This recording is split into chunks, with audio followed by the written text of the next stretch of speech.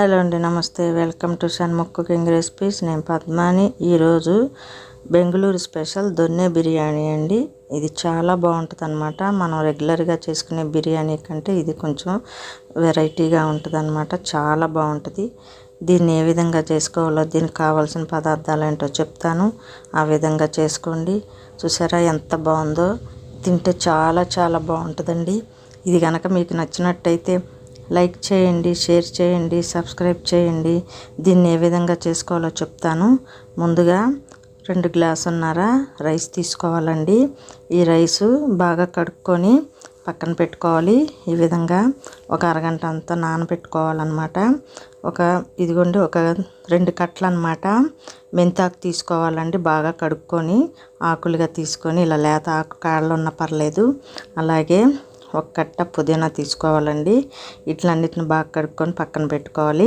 అలాగే 2 టమాటాలు, 3 ఉల్లిపాయలు, కొత్తిమీర అండి. ఈ కొత్తిమీర అవన్నీ కడుక్కోవాలి. అలాగే షాజీరా, యాలక్కాయలు, అలాగే బిర్యానీ ఆకు, మరాఠీ మొగ్గ, అలాగే చెక్క లవంగాయ అండి. అలాగే బిర్యానీ మసాలా అన్నమాట.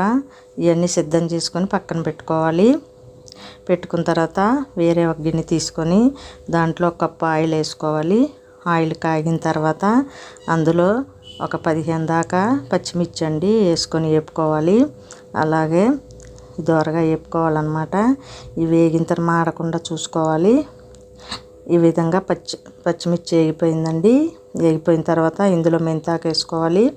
వేసుకున్న తర్వాత కాసేపు ఈ మెంతాకుని మగ్గనియాలన్నమాట. బాగా మాడకుండా చూసుకోవాలండి.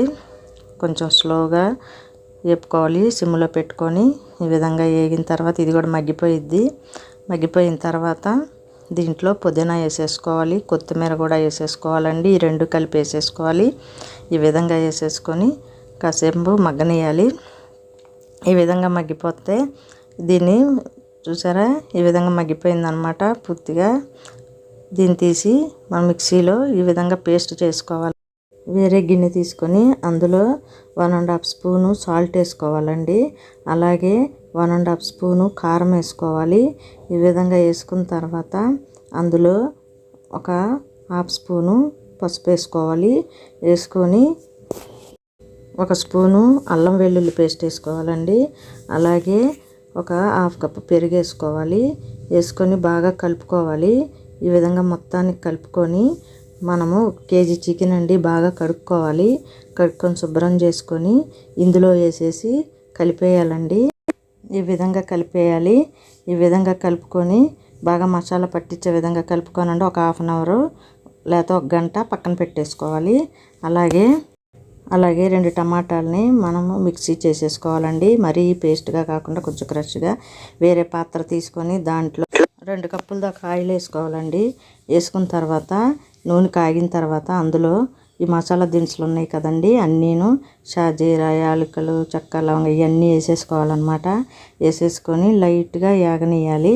మరీ మార్చకుండా లైట్గా వేగిన తర్వాత ఉల్లిపాయలు ఉన్నాయి కదండి, 3 ఉల్లిపాయలు సన్నగా కట్ చేసాం కదా, ఆ ముక్కలు ఇందులో వేసేయాలన్నమాట. ఉల్లిపాయ ముక్కలు వేసేసి దాంట్లో 1 స్పూను అల్లం వెల్లుల్లి పేస్ట్ వేసుకోవాలి. వేసుకొని 2 బాగా దోరగా వేపుకోవాలండి. ఉల్లిపాయలు మగ్గనియాలి. ఈ విధంగా తిప్పుతూ ఉండాలి.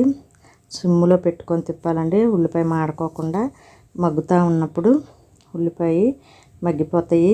మగ్గిపోయిన తర్వాత చూసారా ఈ విధంగా మగ్గిన తర్వాత ఇందులో టమాటాలు ఉన్నాయి కదండి పేస్ట్ చేసుకున్నాక అది వేసుకోవాలి. వేసుకున్న తర్వాత గరిటెతో ఒకసారి తిప్పుకోవాలి. తిప్పుకున్న తర్వాత ఇందులో 1 స్పూను సాల్ట్ వేసుకోవాలండి. వేసుకొని బాగా కలపాలన్నమాట. అందులో ఒక 1/2 స్పూను పసుపు వేసుకోవాలి. అదేవిధంగా 1 స్పూను కారం వేసుకోవాలి. ఈ విధంగా వేపుకోవాలండి. మగ్గనిచ్చుకోవాలి మొత్తం టమాటాలు ఉల్లిపాయలు అంతాను. ఈ విధంగా మగ్గినాక మనము ఒక 1/2 అవర్ చికెన్ పెట్టుకున్నాం కదండి, ఈ చికెన్ని ఇందులో వేసేసుకోవాలి. వేసేసుకొని బాగా తిప్పుకోవాలన్నమాట. ఈ ఉల్లిపాయలు మొత్తం ఈ చికెను మొత్తం వాటర్ అంతా పోవాలన్నమాట.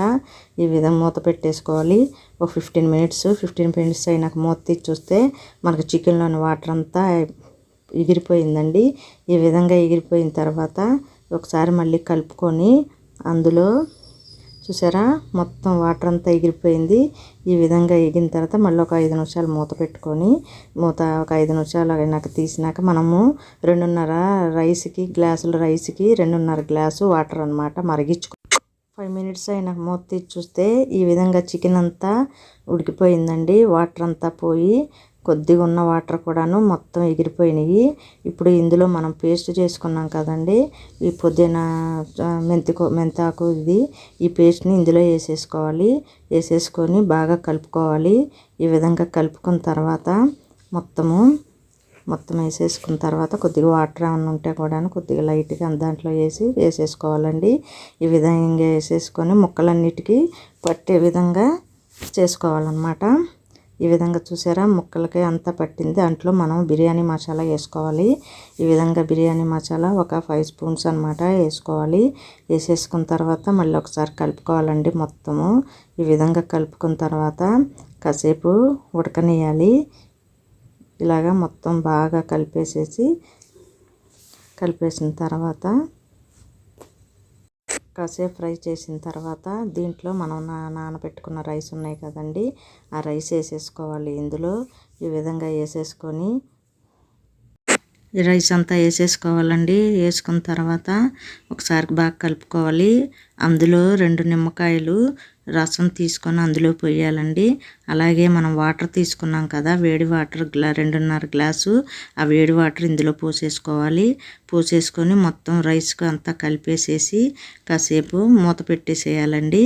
మూత పెట్టేసి ఒక 20 మినిట్స్ ఉడకనియాలండి. మూత తీసి చూస్తే 20 మినిట్స్ అయినాక ఈ విధంగా తయారైపోయింది. కొద్దిగా ఉందన్నమాట, కొద్దిగా వాటర్ ఉన్నాయి కదండి. కాసేపు ఒకసారి లైట్గా గరిటతో లైట్గా కలిపి మూత పెట్టేసుకోవాలి. మళ్ళీ ఒక 10 మినిట్స్ అయినాక తీస్తే ఈ విధంగా అయిపోయిందండి. చూసారా మొత్తం అయిపోయింది. ఈ విధంగా చేసుకున్న తర్వాత దీన్ని ప్లేట్లోకి సర్వ్ చేసుకుంటామే. అంతేనండి బెంగళూరు స్పెషల్ దొన్నె బిర్యానీ రెడీ. దీన్ని ప్లేట్లో తీసుకుందాం. చూసారా ప్లేట్లోకి ఈ విధంగా తీసుకోవటం ఎంత బాగుందో చూస్తుంటేనే నోరు ఊరిపోతుంది కదా. ఈ విధంగా ప్లేట్లోకి సర్వ్ చేసుకొని దీనికి ఈ విధంగా ప్లేట్లోకి తీసుకోవాలండి.